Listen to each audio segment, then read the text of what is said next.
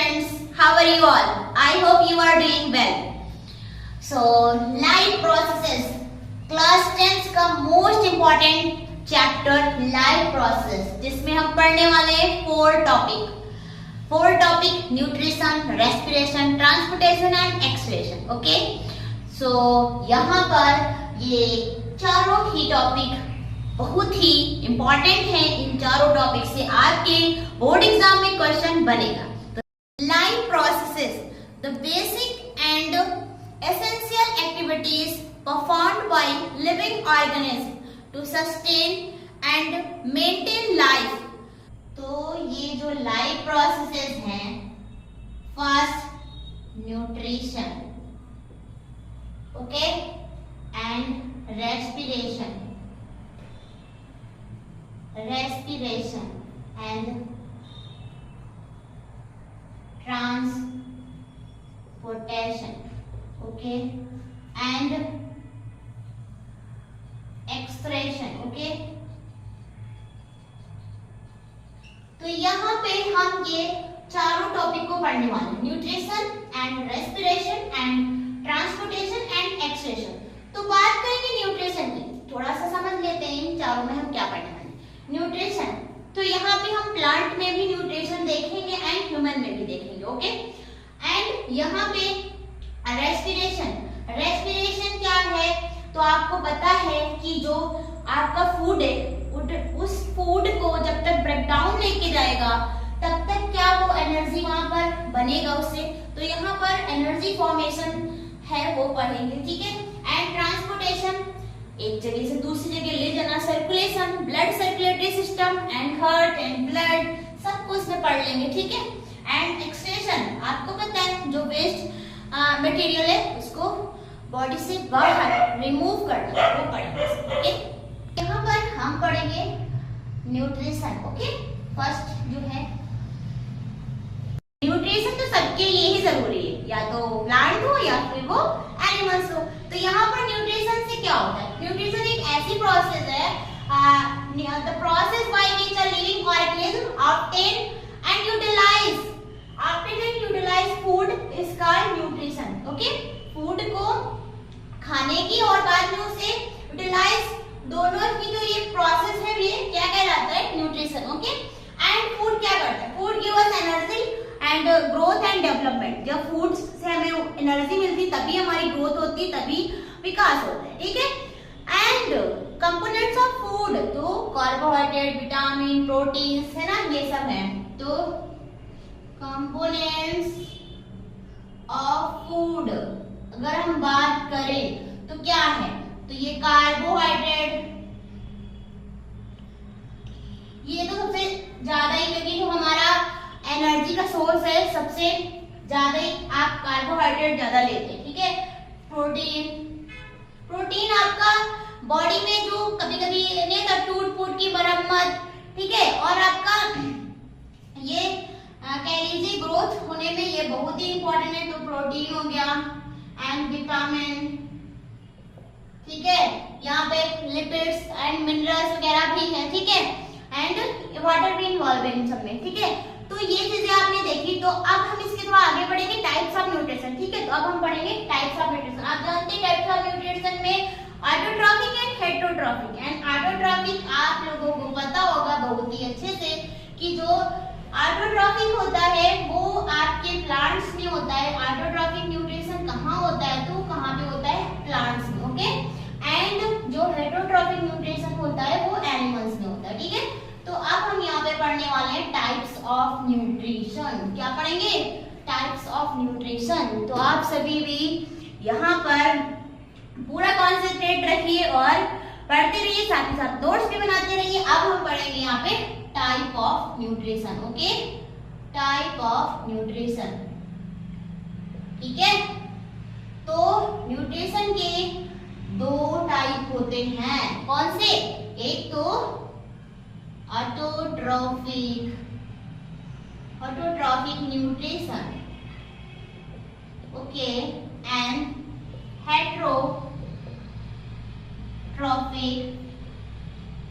heterotrophic nutrition.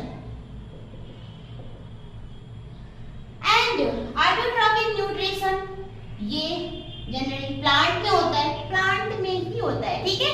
And heterotrophic nutrition ये animals में होता है, ठीक है।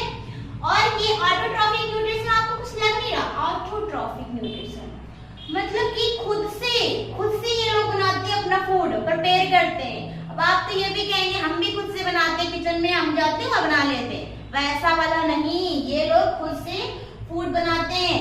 हम लोगों को मटेरियल तो फूड से ही, जो मटेरियल होता है हम लोगों के पास वो तो ये प्लांट से ही आता है ना, तो हम लोग खुद से नहीं बनाते हैं और ये खुद से बनाते हैं। एंड हेटरोट्रॉफिक जो इन पर डिपेंड होते हैं कि हाँ इनसे जब आएंगी चीजें आएंगी तब जाके फूड इनका बन पाएगा ना, इनका जो खाने की चीजें हैं वो मिल पाएंगी, ऐसा है। तो चलिए अब हम पढ़ेंगे यहाँ पे ऑटोट्रॉफिक न्यूट्रिशन एंड देखेंगे क्या होता है, कैसे ये लोग बनाते हैं। तो यहाँ पे 2 टाइप्स का होता है, एक तो फोटोसिंथेसिस, आपने बहुत ही सुना होगा, फोटोसिंथेसिस छोटे क्लासेस में भी पढ़ा होगा, ठीक है। एंड एक और होता है, ठीक है। चलिए फिर आप ये केमोसिंथेसिस होता है, यहाँ पर ऑर्गेनिज्म खुद का खाना खुद बनाता है बट केमिकल्स की मदद से, ओके। और यहाँ पर आपको पता है कि यहाँ पे carbon dioxide, water and sunlight की प्रेजेंस एंड क्लोरोफिल, तब जाके यहाँ ग्लूकोज प्रिपेयर होता है, तब जाके यहाँ पे फूड प्रिपेयर होता है ना। तो हम यहाँ पे ये पढ़ेंगे। फोटोसिंथेसिस से क्वेश्चन बहुत बनता है आपके एग्जाम पे, इसको भी देना जरूरी है, अगर कहीं आ गया तो इसको भी बता सकते हैं, ओके। तो चलिए फिर हम पढ़ते हैं फोटोसिंथेसिस। जैसे यहाँ पे मैंने पहले बताया तो ऑटोट्रॉफिक न्यूट्रिशन है, it's a process where an organism create own food from simple organic material, okay. जैसे कार्बन डाइऑक्साइड, यहाँ पे जो वाटर है, इन सब का यूज करके जो आप एनर्जी यूज कर रहे हैं यहाँ पे सनलाइट है ना। तो यहाँ पर ऑटोट्रॉफिक न्यूट्रिशन क्या है, तो autotrophic nutrition is a process where an organism create own food from simple organic material, okay. तो यहाँ पर अपने आप खुद से फूड प्रिपेयर करते हैं ये लोग, ठीक है। तो वो होते हैं ऑटोट्रॉफिक न्यूट्रिशन उनमें होता है और वो होते हैं ऑटोट्रॉफ्स, ओके। अब यहाँ पे हम पढ़ते हैं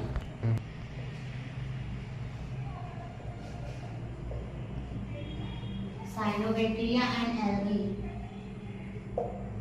यहाँ पर जो फोटोसिंथेसिस होता है, तो आप लोगों को पता है कि photosynthesis a type of autotrophic nutrition, okay, a type of autotrophic nutrition in which organism prepare their own food by utilizing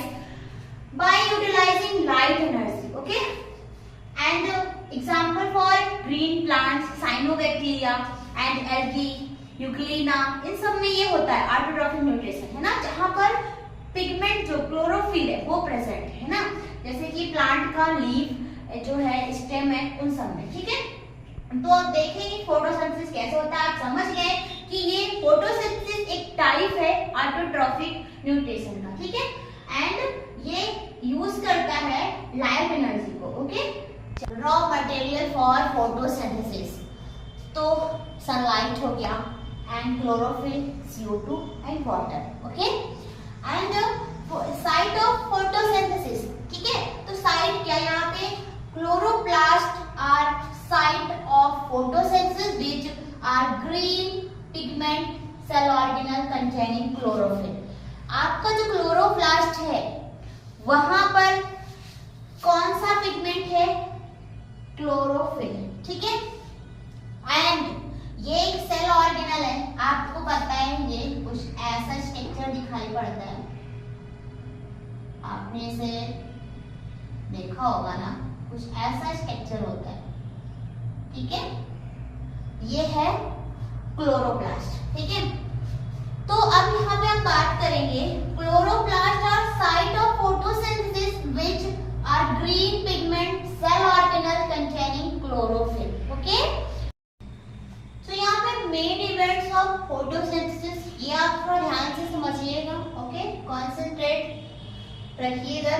तो यहाँ पर क्या होता है, observe of light energy by chlorophyll. जो क्लोरोप्लास्ट होता है, क्लोरोप्लास्ट में एक पिगमेंट है जो क्लोरोफिल है ना, तो क्लोरोफिल क्या करता है, एनर्जी को ट्रैप करने का काम, सनलाइट का जो है उसको ट्रैप करने का काम, ठीक है। ऑब्जर्व करने का काम कौन कर रहा है, क्लोरोफिल कर रहा है, ठीक है। And next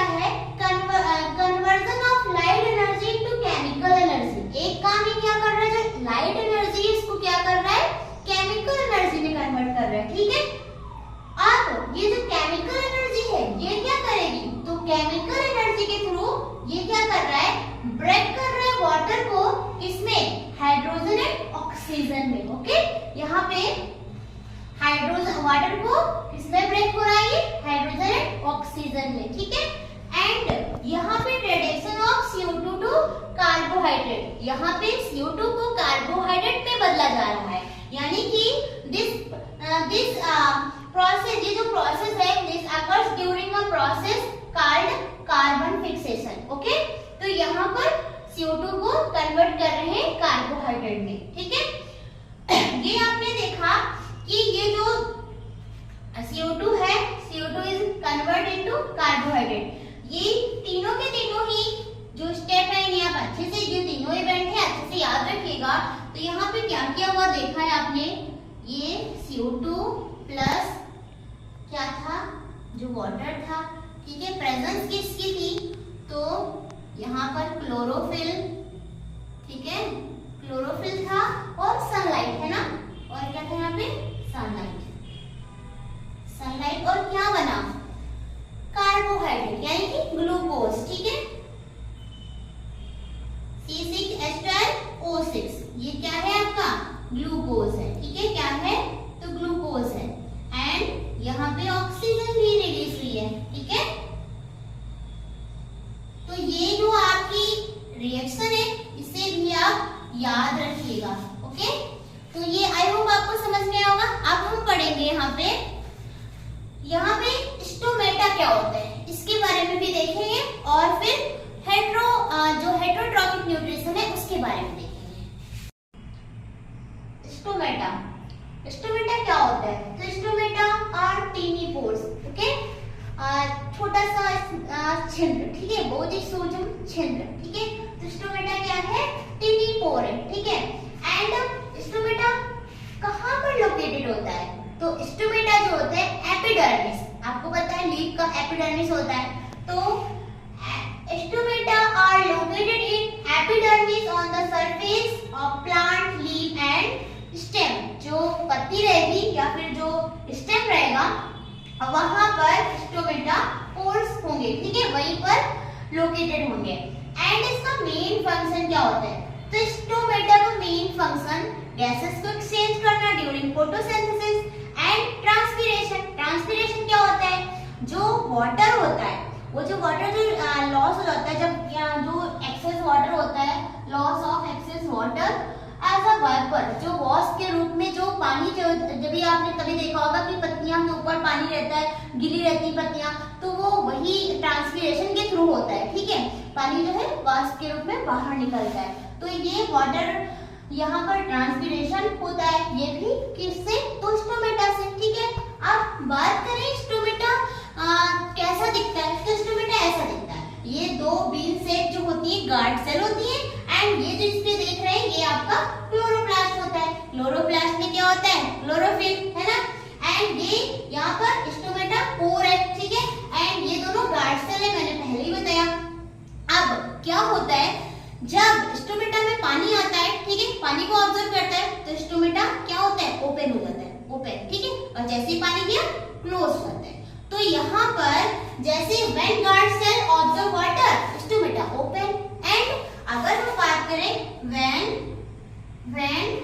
guard cells loss water, ठीक है, अगर ये loss water, stomata close. Okay, तो क्या हो जाएगा, स्टोमेटा क्लोज हो जाएगा। ठीक है, तो समझिए कब क्लोज हो रहा है और कब ओपन हो रहा है। ठीक है, ये चीज समझे। स्टोमेटा ओपन कब रहता है, तो stomata open at night, okay, to take in CO2, okay, and to reduce water loss, and stomata close during the day to conserve water, and CO2 taken at night is used for photosynthesis and during the day। तो ये जो point है इन्हें भी याद रखिएगा। ठीक है, ये वाटर को कंजर्व करता है, तो दिन के टाइम में क्लोज रहता है। ठीक है, दिन के टाइम पे क्या रहता है, क्लोज रहता है।